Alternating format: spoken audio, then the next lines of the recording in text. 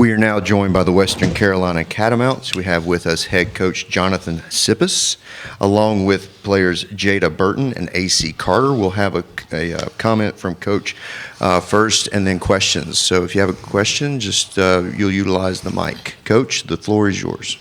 Thank you. As my first time being a head coach in the Southern Conference tournament, it just again, thank you. I know this has been an unbelievable last 7 months for the city and the area of Asheville, and for all the people involved to get this tournament to stay here and continue that tradition. Our hats go off to you.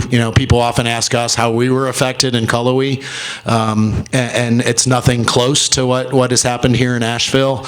And we hope that the tournament and the play brings some sense of normalcy to the community. But everything has been first class, from how our student athletes are received, to the playing floor, to the number of people around helping us every single way. I just want to say thank you.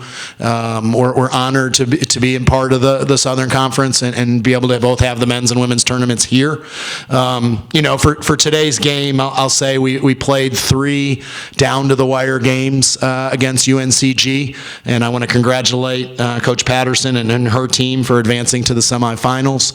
That being said, I think this year for us at Western Carolina will be a year that we look back and we've built this unbelievable platform to move the program forward. And we have 4 great seniors who played their last game today. And when I say seniors, all in their 5th year of college basketball. I couldn't be more lucky as a head coach to have people who have been here 2 years. Zenoria Cruz was her 5th year, as well as AC Carter here just for the 1 year. But all 3 of these games with UNCG came down to the final possessions. Today it was tied at 43. And again, they made a couple more plays than we did at the end, but I'm just really proud of our group. We were able to have so many firsts this year. First time to 10 wins in the non-conference since 1985. First time to 13 wins, in the last 11 years. Wins that haven't happened on the road for 15 years, wins that haven't happened at home for 10 years. Just again, trying to move that forward to as you look at the teams that Kelly Harper had in 2006 through 2009 that won regular season or tournament championships.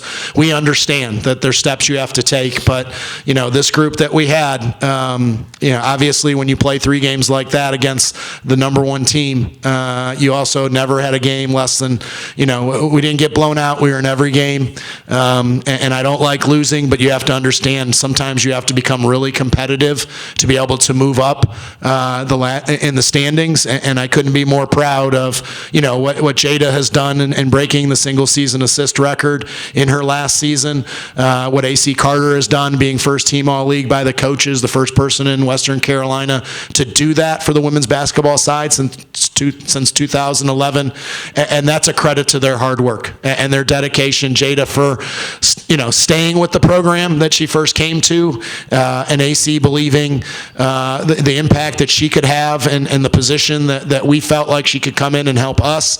I'm really, really proud, and again, for me as a head coach, it means the world to know that the buy-in that our program had and we'll be able to use moving forward. Thank you, Coach. Questions?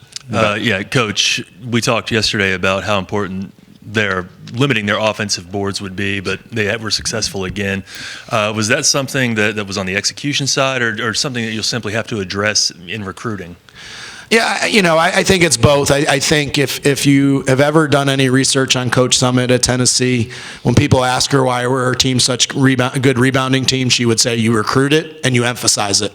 And I think we've talked about it for all 3 games. I thought there was a difference in the first half and the second. In the first half, they had 10 second chance points. We were able to limit that, even though that the rebounding lead grew in the second half. We only gave up 3 second chance points. So again, like we're were, we talked about in the locker room. Zenaria Cruz has played on the perimeter for 4 years. Now she's having to guard somebody 5 to 6 inches bigger than her, and other people coming up. And again, there's no question.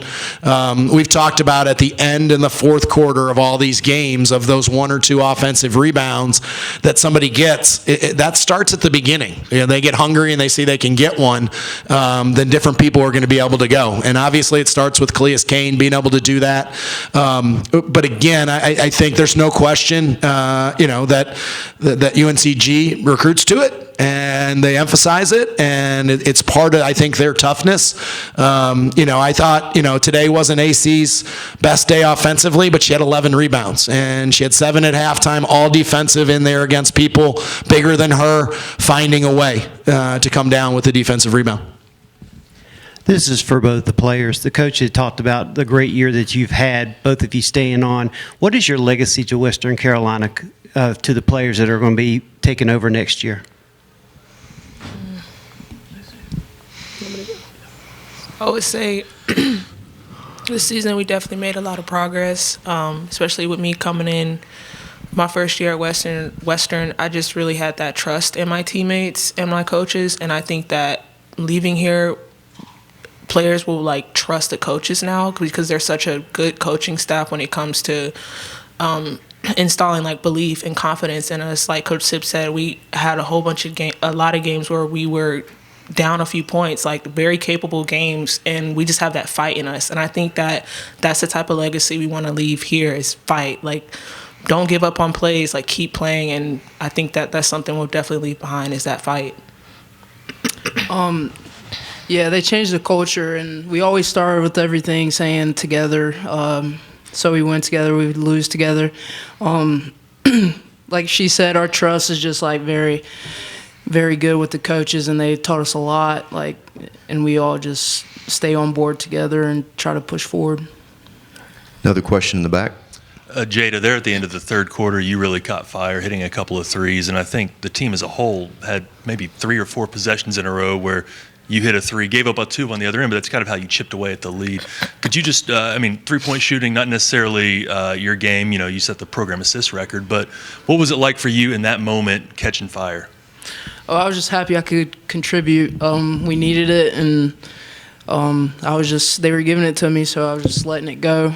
But other than that, all of us together, we were getting hot, like Chelsea hitting that 3 after I hit the 2, and we had a momentum going, and we just unfortunately couldn't pull it off. Any other questions from the room? One more in the back. For AC, you come in for the 1 year, like Coach said, and have such a strong impact. Just how would you assess the 1 year that you spent in Cullowhee and kind of the state of the program?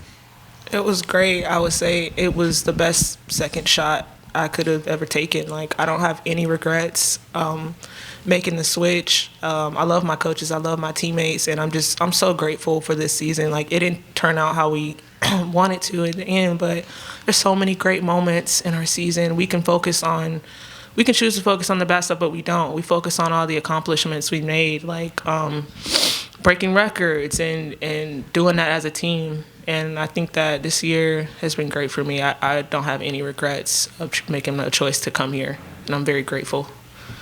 Any other questions from the room?